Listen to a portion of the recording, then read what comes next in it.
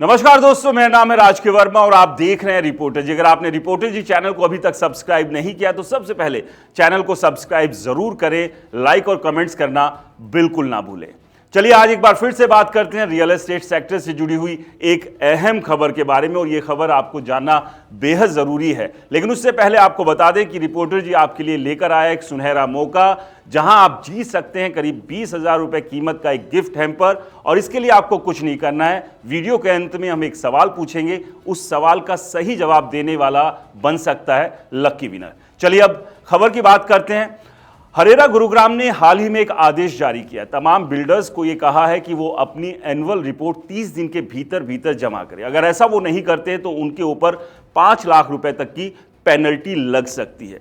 लेकिन क्या आप जानते हैं, गुरुग्राम में 1, 2, 3, 4 नहीं, ऐसे बहुत सारे प्रोजेक्ट्स हैं जिन्होंने सालों से अपनी एनुअल रिपोर्ट और ऑडिट रिपोर्ट जमा नहीं की है। उस पर बात करने से पहले आपको बता दें कि एनुअल रिपोर्ट या फिर ऑडिट रिपोर्ट क्यों मैंडेटरी इन बिल्डर्स के लिए की गई थी। रेरा के आने के बाद बिल्डर्स की मनमानी के ऊपर लगाम लगाने के लिए कई तरह के नियम तय किए गए हैं। उन्हीं में से एक नियम है कि इन बिल्डर्स को अपने प्रोजेक्ट की एनुअल रिपोर्ट जमा करनी होगी, साथ ही बैंक खातों का ऑडिट की जानकारी भी रेरा के साथ शेयर करनी होगी। एनुअल रिपोर्ट में बिल्डर यहां पर यह बताएगा कि उसके प्रोजेक्ट की प्रोग्रेस कहां तक पहुंची है, और साल में 4 बार उसे यह जानकारी रेरा को देनी होगी। दरअसल इस रिपोर्ट का मकसद यह है कि बिल्डर और अलॉटी के बीच एक ट्रांसपेरेंसी रहे। अलॉटी को समय समय पर यह पता लगता रहे कि जिस प्रोजेक्ट में उसने पैसा लगाया है उसकी कंस्ट्रक्शन कहां तक पहुंची है, और इसी मकसद से यह नियम तय किया गया। लेकिन इस नियम की धज्जियां लगातार बिल्डर उड़ा रहे हैं, और गुरुग्राम में यह नंबर सैकड़ों में है।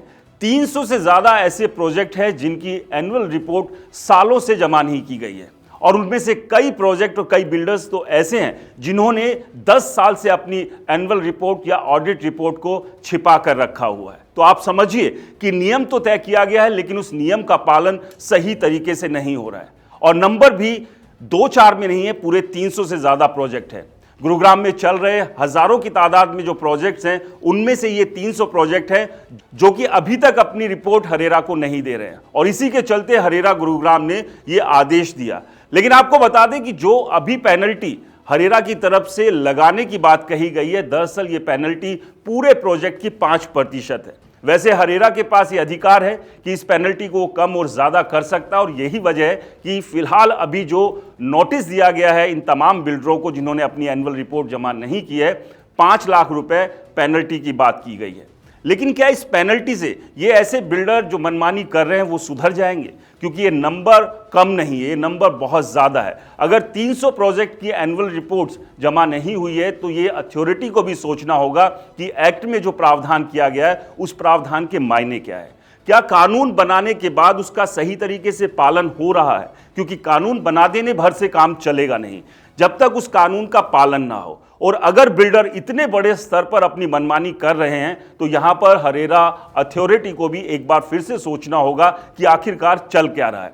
गुरुग्राम में एक के बाद एक कई प्रोजेक्ट्स आ रहे हैं, लेकिन अगर ये बिल्डर इन प्रोजेक्ट्स की ट्रांसपेरेंसी नहीं रख रहे हैं तो इसका मतलब यही है कि सीधे सीधे जो खरीदार हैं, अलॉटी है, उनके साथ धोखा हो रहा है। और इस धोखे पर ही लगाम लगाने के लिए हरेरा को अब कुछ बड़ी सख्ती करने की जरूरत है, क्योंकि मात्र एक आदेश भर या नोटिस भर जारी कर देने से काम चलेगा नहीं।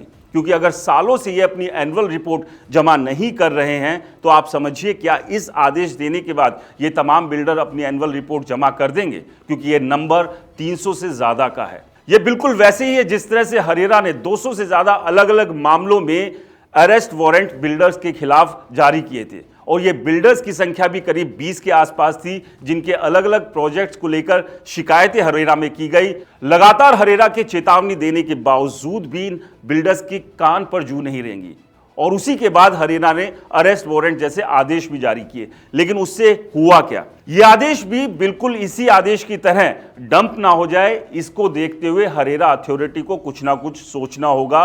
और सबसे बड़ी बात यही है कि अगर नियम तय कर दिए गए हैं तो बिल्डर्स को उन नियमों को मानने में दिक्कत क्या है। हमारी हरेरा अथॉरिटी से यही गुजारिश है कि जो कानून बने हैं उसका सही से इंप्लीमेंटेशन हो और बिल्डर उसे माने, उसके लिए बड़े स्तर पर सख्ती करने की जरूरत है। इस सब को लेकर आपकी क्या राय है हमें कमेंट्स कर जरूर बताएं। इसके अलावा जैसा हमने वीडियो के शुरुआत में कहा था कि एक सवाल हम आपसे पूछेंगे जिसके बाद आप बन सकते हैं लकी विनर 20,000 कीमत की एक गिफ्ट हैम्पर के। तो हमारा सवाल यह है कि इस खबर के दौरान एक आंकड़ा मैंने आपको बताया कि गुरुग्राम में ऐसे कितने प्रोजेक्ट्स हैं जिन्होंने अपनी एनुअल रिपोर्ट अभी तक जमा नहीं की है। इस सवाल का जवाब आप हमें कमेंट्स बॉक्स में कमेंट्स कर दे सकते हैं। हमारी टीम आपसे फिर जल्द संपर्क करेगी। नमस्कार।